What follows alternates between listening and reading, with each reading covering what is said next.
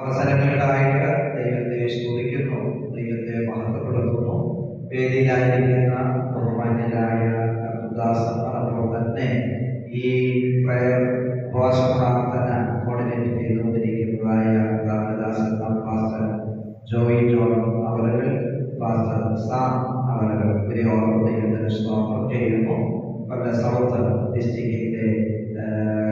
ഡിസ്ട്രിക്റ്റിന്റെ പ്രാർത്ഥനയായിട്ടാണ് ഇവിടെ സംഗമിക്കുവാൻ ഇടയായിരിക്കുന്നത്. സെൻട്രൽ നിന്ന് കടന്നുള്ളതായ എല്ലാ കർത്തൃദാസന്മാർക്കും, എക്സിക്യൂട്ടീവായി പ്രവർത്തിക്കുന്നതായ ജോയിന്റ് സെക്രട്ടറി പ്രിയ ജോസ് ജോൺ അവர்கள், പ്രിൻസിപ്പാളായിരിക്കുന്ന സീദാസ് അവர்கள், പിന്നെ മറ്റ് കർത്തൃദാസന്മാർ, ഈ പ്രാർത്ഥനയ്ക്കായിട്ട് കടക്കുന്ന ദൈവദാസന്മാരുണ്ട്. അവർ തുടർമാനമായിട്ട് ഇവിടെയുള്ള പ്രാർത്ഥനകൾ സംബന്ധിച്ചുകൊണ്ടിരിക്കുന്നു എന്ന് വിചാരിക്കുന്നു. ദൈവം എല്ലാവരെയും അനുഗ്രഹിക്കട്ടെ. എല്ലാവർക്കും യേശുക്രിസ്തുവിന്റെ നാമത്തിലുള്ള സ്നേഹവും വന്ദനവും അറിയിക്കുന്നു. ഇങ്ങനെ ഈ പ്രാർത്ഥനയിൽ വന്ന് സംബന്ധിക്കുവാൻ കർത്താവിലേക്ക് അവസരങ്ങൾക്കായിട്ട് സ്തോത്രം ചെയ്യുന്നു. ഇതിന്റെ ക്രമീകരണങ്ങൾ ഒരുക്കിയ കേരള സ്റ്റേറ്റ് ജനറൽ എക്സിക്യൂട്ടീവ് അംഗങ്ങളോടും, അപ്പോൾ തന്നെ ഈ പ്രയർ മീറ്റിംഗുകൾ കോർഡിനേറ്റ് ചെയ്യുന്നതായ ബഹുമാന്യരായ കർത്തൃദാസന്മാരോടും പ്രത്യേകം നന്ദി അറിയിക്കുന്നു. ദൈവം എല്ലാവരെയും ധാരാളമായിട്ട് അനുഗ്രഹിക്കുകയും സഹായിക്കുകയും ചെയ്യുമാറാകട്ടെ. ഡിസ്ട്രിക്റ്റിന്റെ ചുമതല വഹിക്കുന്ന കാരണദാസൻ പാസ്റ്റർ ജോൺ ചാനലുകൾ ചില സൗകര്യങ്ങളുള്ളതുകൊണ്ട് ഇന്ന് പകലിൽ കടന്നു സംബന്ധിപ്പാനായിട്ട് എങ്കിലും എത്രയും ദൈവദാസന്മാരെ ഈ പ്രാർത്ഥനയ്ക്കായിട്ട് കടന്നു സംബന്ധിപ്പാനുള്ള ക്രമീകരണങ്ങൾ ഒരുക്കി ഒരുമിച്ച് കർത്താവിനെ സ്തുതിക്കുവാനും ദൈവസന്നിധിയിൽ കടന്നു വന്ന് ഇവിടെ ക്രമീകരിക്കപ്പെട്ടതായ പ്രാർത്ഥനാ വിഷയങ്ങളെ ഓർത്ത് ദൈവസന്നിധിയിൽ പ്രാർത്ഥിക്കുവാനും ദൈവം അവസരങ്ങളെ ഒരുക്കി. അതോർത്ത് ദൈവത്തിന് സ്തോത്രം ചെയ്യുന്നു. തുടർന്ന് ചില നിമിഷങ്ങൾ ദൈവത്തിന്റെ വചനത്തിനായിട്ട് സമയങ്ങളെ വർദ്ധിച്ചിരിക്കുന്നു. ആ സമയങ്ങൾ ദൈവത്തിന്റെ വചനം ഒരുമിച്ച് കേൾക്കുവാനും കർത്താവ് ബലപ്പെടുവാനും ദൈവമായ കർത്താവ് നമുക്ക് കൃപ നൽകട്ടെ. പ്രാരംഭമായിട്ട് ചാത്തന്നൂർ സഭയുടെ ശുശ്രൂഷകനായിരിക്കുന്ന കർത്താവിന്റെ ദാസൻ ഷാജി പാസ്റ്റർ കൊണ്ട് കടന്നു വന്ന ഒരു 25 മിനിറ്റ് ദൈവത്തിന്റെ വചനത്തിൽ നിന്ന് പങ്കുവയ്ക്കും. അതിനായിട്ട് കർത്താവിന്റെ ദാസനെ ക്ഷണിച്ചുകൊള്ളും.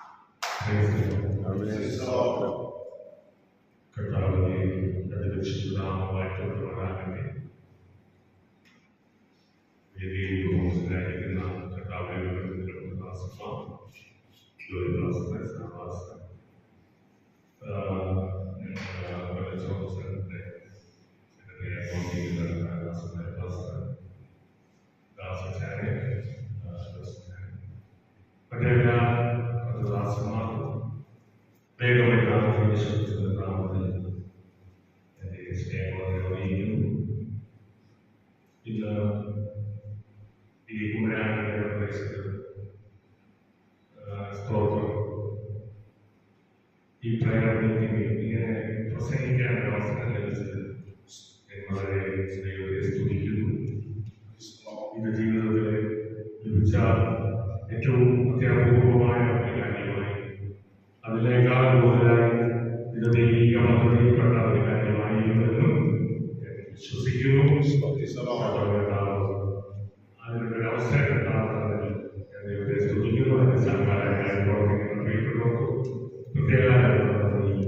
സ്നേഹവും അറിയിക്കുന്നതാവും എല്ലാവരെയും അനുഗ്രഹിക്കുകയും സഹായിക്കുകയും ചെയ്യുന്നതാകട്ടെ.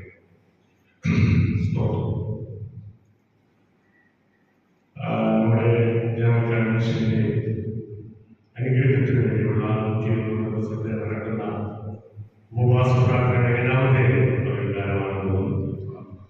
ഇന്ന് ദാസന്മാർക്കൂടെ ചേർന്ന് ഈ പ്രാർത്ഥനയിൽ പങ്കെടുക്കുവാൻ സ്തുതിക്കുന്നു. ഇത് ഞങ്ങളുടെ സെനറ്ററോടൊപ്പത്തിൽ ഒരു ഭാഗ്യകരമായ അവസ്ഥ മനസ്സിലാക്കുന്നതാണ് ധാരാളമായി സഹായിക്കുകയും ചെയ്തിട്ടുണ്ട്. ഇങ്ങനെയൊരു അവസരം ലഭിക്കുമെന്ന് ഞാൻ പ്രതീക്ഷിച്ചില്ല. വളരെ പ്രതീക്ഷ ഇല്ലാതിരുന്ന സമയത്താണ് ഇങ്ങനൊരു അവസരം ലഭിച്ചത്. നിശ്ചയമായി നമ്മളെ ഏവരെയും സഹായിക്കുകയും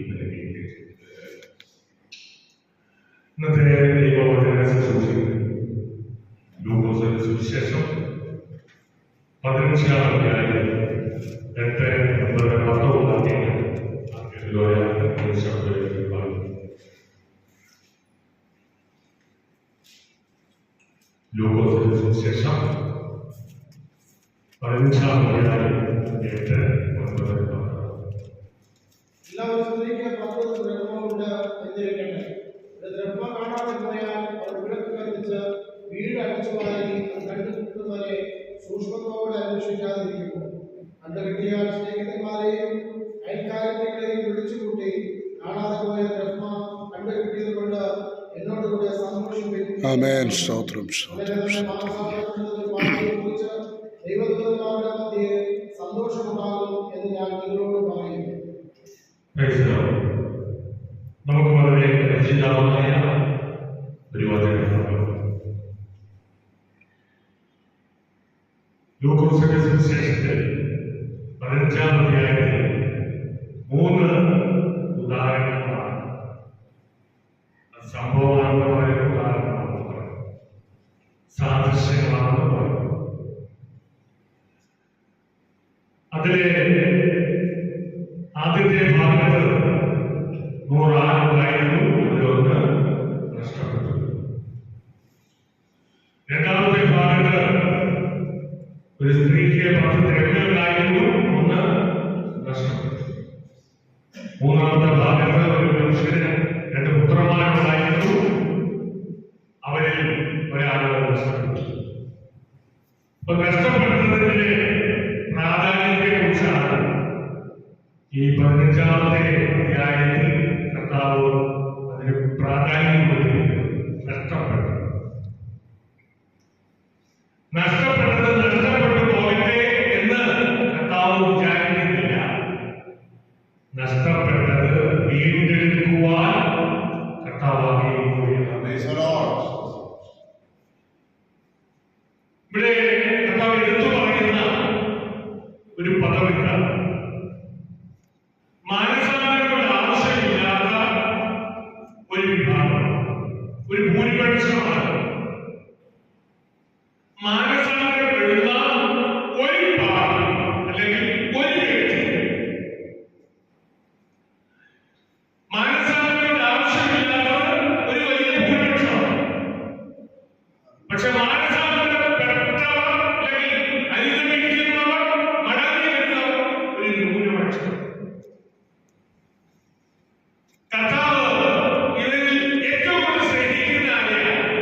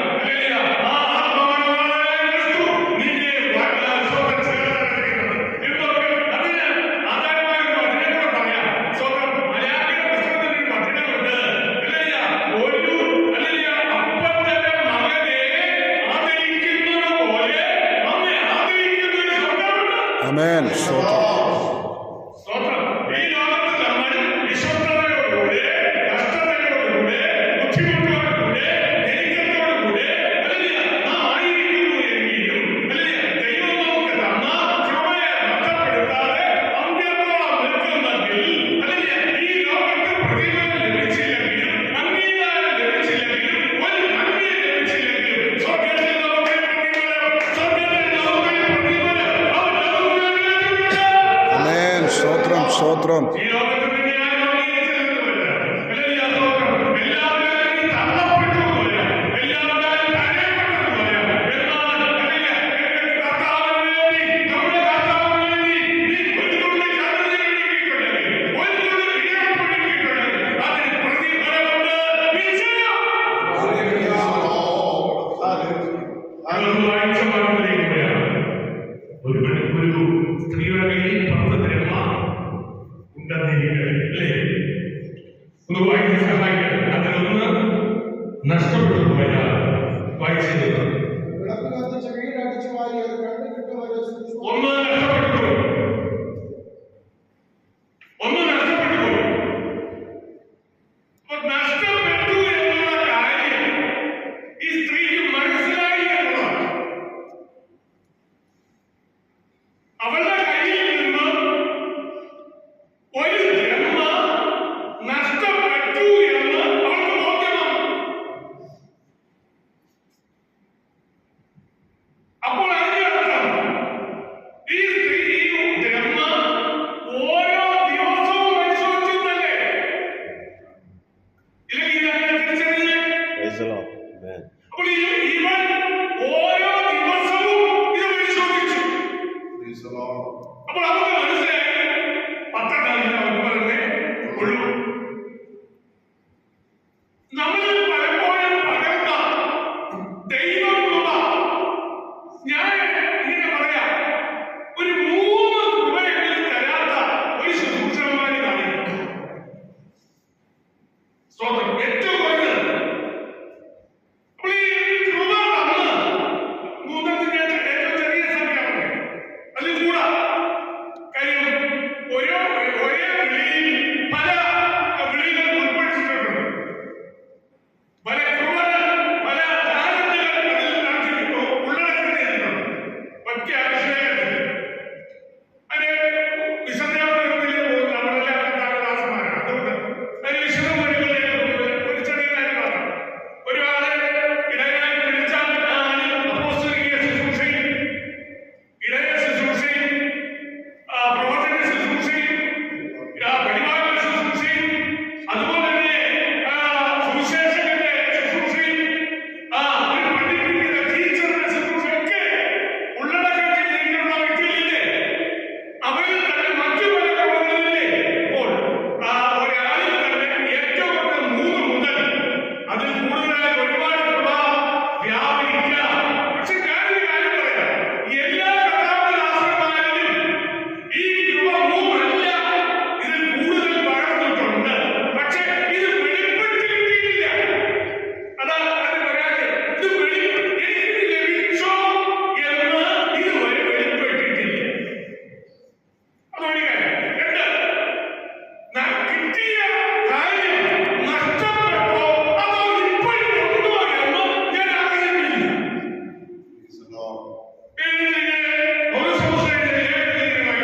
നിങ്ങൾ ഇന്നും വിശ്വാസത്തിൽ നിൽക്കുന്നു എന്ന് പരിശോധിപ്പിക്കും. അപ്പോൾ വിശ്വാസത്തിലുണ്ടോ? പേര് വിശ്വാസിയാണ്, പേര് പാസ്റ്ററാണ്, പക്ഷെ വിശ്വാസത്തിലുണ്ടോ? സ്തോത്രം. അപ്പോൾ നഷ്ടപ്പെട്ടു എന്ന് ബോധ്യമില്ല. ഒരു വചനം നോക്കാം. സ്വന്തം വെളിപ്പാട് പുസ്തകം 3-ാം അധ്യായം. എന്റെ കയ്യിൽ ഇരിക്കുന്ന ബൈബിൾ പുതിയ ബൈബിൾ ആയതുകൊണ്ട് സ്വന്തം പ്രസംഗിക്കുന്നവർക്ക് ചിന്തയില്ലാത്തതുകൊണ്ട് ഞാൻ പുതിയ ബൈബിളുകളാണ് പറഞ്ഞത്. അതുകൊണ്ട് എനിക്ക് എല്ലാ വാക്യങ്ങളും പെട്ടെന്ന് എഴുതാൻ പറ്റും. കാണാറിയാത്ത വാക്യങ്ങൾ പറയാം. നിങ്ങൾക്ക് എടുക്കാൻ പറ്റുമെങ്കിൽ എടുത്ത് വായിക്കുക. സ്തോത്രം. വെളിപ്പാട് പുസ്തകം 3-ാം അധ്യായത്തിൽ എനിക്ക് അവസാനം ലൗകിക സഭയ്ക്ക് എഴുതുമ്പോൾ ഇങ്ങനെ പറയുന്നു. സ്തോത്രം. നീ ധനവാൻ, ഞാൻ സമ്പന്നനായിരിക്കുന്നു. എനിക്ക് ആ വാക്യം എടുത്ത് വായിക്കാമോ? പ്ലീസ്. ഞാൻ ധനവാൻ, ആ. സമ്പന്നനായിരിക്കുന്നു. ആ. എനിക്കൊന്നിനും മുട്ടില്ല എന്ന് പറഞ്ഞുകൊണ്ട് എനിക്കൊന്നിനും കുറവില്ല എന്ന് പറഞ്ഞുകൊണ്ട് നിർഭാഗ്യനും ആ. അരിഷ്ടനും ആ. ദരിദ്രനും ആ. കുരുടനും ആ. നഗ്നനുമെന്ന് അറിയാതിരിക്കാൻ ആ പദം ശ്രദ്ധിച്ചോ. അറിയാതിരിക്കയാൽ എന്നറിഞ്ഞില്ല. മേൽ പറഞ്ഞ കാര്യങ്ങൾ നഷ്ടപ്പെട്ടത് അറിഞ്ഞില്ല.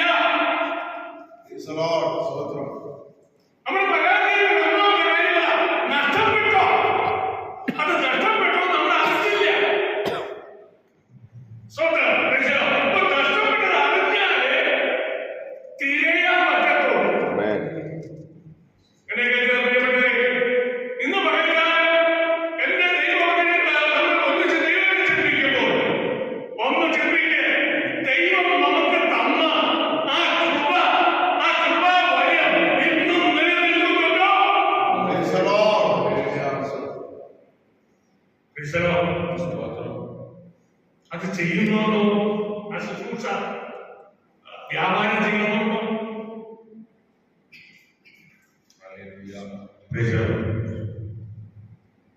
അങ്ങനെ വ്യാപാരം ചെയ്താലേ നല്ലവരും സ്വസ്ഥമായ ദാസനെ നമ്മൾ പല കാരണങ്ങളുകൊണ്ടും അത് മാറ്റി വെച്ചിരിക്കും. എന്താ നമ്മൾ സഭയുടെ ശുശ്രൂഷ എടുത്ത് കഴിയുമ്പോൾ പലപ്പോഴും ആ ശുശ്രൂഷിക്കുന്ന സഭയിൽ പ്രവചനപരമല്ല പറയത്തില്ല. എന്നിട്ട് ആരെങ്കിലും വിളിച്ചാൽ പോയി അങ്ങനെ പ്രവചിക്കും. ഒരു വെളിപാടിന്റെ ശുശ്രൂഷ കിട്ടിയാൽ ഒരു ദൈവ ദർശനം കൊടുത്താൽ പോലും എനിക്ക് ദർശനം തന്നു എന്ന് പറയാത്ത എത്രയോ പ്രാവശ്യം നമ്മുടെ ഇടയിൽ അന്യഭാഷ പറയുമ്പോൾ ചില അന്യഭാഷ പരിശുദ്ധാത്മാവിലല്ല എന്ന് നമുക്ക് ചിലപ്പോൾ ബോധ്യമാകും. നമ്മൾ എത്ര പേര് പറഞ്ഞാൽ സമ്മേളനം ഏതാ അത് ദൈവാത്മാവല്ല എന്ന് പറഞ്ഞാൽ നാളെ നമ്മുടെ സ്ഥാനത്തുണ്ട്. പക്ഷേ ആണോ അല്ലയോ തിരിച്ചറിയുന്നു കഴിയുന്നുണ്ടോ? എല്ലാ അന്യഭാഷയും അന്യഭാഷയല്ല. എല്ലാ അന്യഭാഷയും ദൈവത്തിൽ നിന്നല്ല. ചിലത് ഐശാചിക പോരാട്ടമാണ്, ചിലത് സ്വയാത്മാവിലാണ്, ചിലത് പഠിച്ചു പറയുന്നവരാണ്. ഇതെങ്ങനെ തിരിച്ചറിയുന്നത്?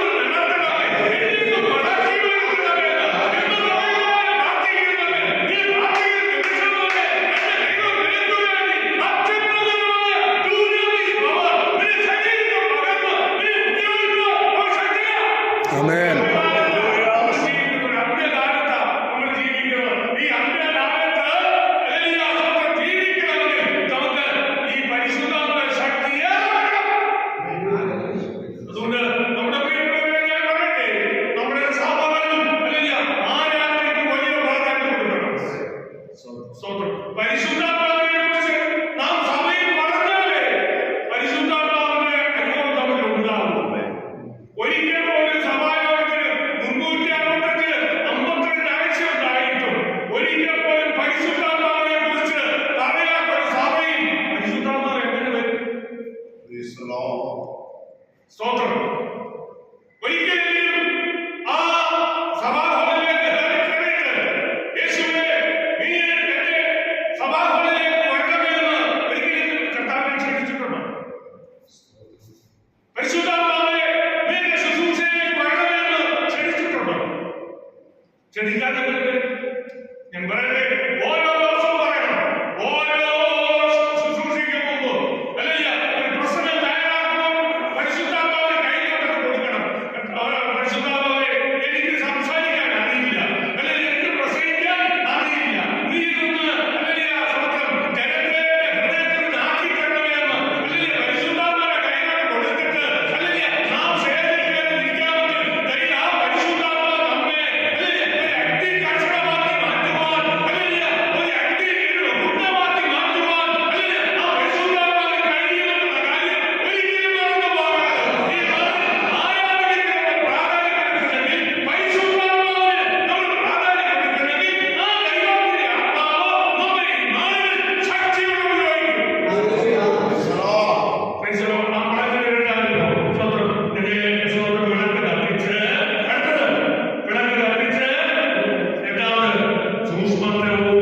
സൂക്ഷ്മതയോടെ അന്വേഷിച്ചു.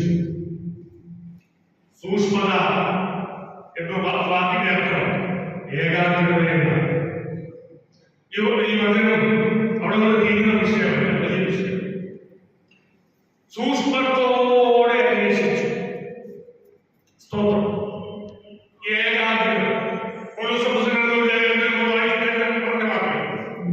നിങ്ങൾ ക്രിസ്തുവിന്റെ നിന്നുള്ള ഏകാഗ്രതയും നിർമ്മലതയും വിട്ടു വഷളായി പോകുമ്പോൾ ഏകാഗ്രത ഇന്ന് ഏറ്റവും കൂടുതൽ ശത്രു ഒരാളിൽ കവർന്നെടുക്കുന്ന വലിയൊരു തന്ത്രമാണ് ഏകാഗ്രത. എങ്ങനെ ഏകാഗ്രത വരിക? യഥാർത്ഥത്തിൽ ഏകാഗ്രത ഉണ്ടാകാൻ വേണ്ടിയ പാട്ടുമാണ് തമ്പയെ കൊട്ടുന്നത്, ഇൻസ്ട്രുമെന്റ് വായിക്കുന്നത്, പിന്നെ പ്രാർത്ഥിക്കുന്നത് ഒക്കെ ഏകാഗ്രത ഉണ്ടാവാൻ വേണ്ടി. നമ്മൾ ചെയ്യുന്ന എല്ലാ ശുശ്രൂഷകളും ഏകാഗ്രത ഉണ്ടാവാൻ. എന്ത് ഏകാഗ്രത ഉണ്ടാകുന്നത്? എന്താണ് ഏകാഗ്രതയ്ക്കുള്ള കാര്യം? നമ്മൾ ഏകാഗ്രത ആയാലേ ദൈവവുമായിട്ടുള്ള ബന്ധത്തിൽ നമ്മൾ വരത്തുള്ളൂ. സ്തോത്രം. പക്ഷെ ഒരു കാര്യം ഞാൻ പറയാം, ശുശ്രൂഷയിൽ നിൽക്കുമ്പോൾ ഏകാഗ്രത വരാൻ പ്രയാസം. പക്ഷേ പ്രാർത്ഥനാ മുറിയിൽ ഏകാഗ്രത അനുഭവിക്കുന്ന ഒരു വ്യക്തി നിശ്ചയമായി ശുശ്രൂഷ സമയത്തും ഏകാഗ്രതയുള്ളവരായിരിക്കും. സ്തോത്രം. ഏകാഗ്രതയുള്ള ഒരു വ്യക്തിയുടെ ശുശ്രൂഷയ്ക്ക് വലിയ മാറ്റം വരും. നമ്മൾ ദൈവത്തിൽ വായിക്കുന്നു. സ്തോത്രം. ദാവീദിനെ പോലെ ശലോമോന്റെ ഹൃദയം ഏകാഗ്രമായിരുന്നില്ല. അപ്പൊ ഏകാഗ്രത ഇല്ലെങ്കിൽ കൃപയിൽ നിന്ന് വീഴുന്നു.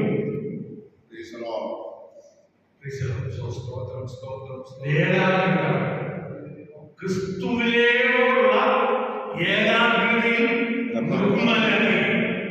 ക്രിസ്തുവിനോടുള്ള ഏകാഗ്രത, ക്രിസ്തുവിൽ നമ്മുടെ മൈൻഡ് സ്റ്റഡിയായി നിൽക്കണം. സ്തോത്രം. ഇറങ്ങുമ്പോഴും കയറുമ്പോഴും വരുമ്പോഴും ഏത് സാഹചര്യത്തിലും യേശു ക്രിസ്തുവുമായിട്ടുള്ള ബന്ധത്തിൽ നാം ആയിരിക്കുന്നു. ആ ഏകാഗ്രതയിൽ നാം ആയിരിക്കുന്നെങ്കിൽ നിശ്ചയമായി ഈ നാളുകളിൽ ഒരു അന്ത്യകാല ശുശ്രൂഷയ്ക്ക് വേണ്ടി നമ്മെ ഒരുക്കിയെടുക്കുവാൻ നാം ആയിരിക്കുന്ന ദേശത്ത് കർത്താവിനെ ശക്തമായി ഉപയോഗിക്കുവാൻ ഈ ദിവസങ്ങളിൽ ദൈവം നമ്മെ അഗ്നികഷണങ്ങളാക്കി മാറ്റുമെന്ന് ഇന്ന്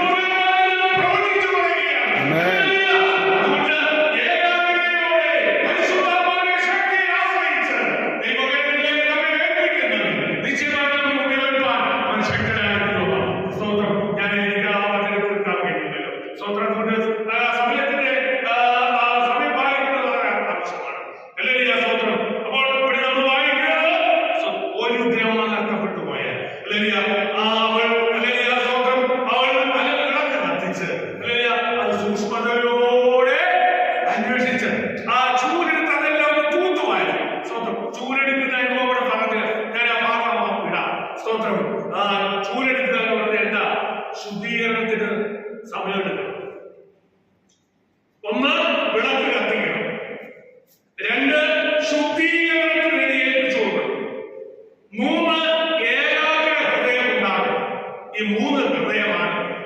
ഈ മൂന്ന് നിലയിൽ വന്നാലേ ശുശ്രൂഷയിൽ വിജയിക്കൂ. സ്തോത്രം.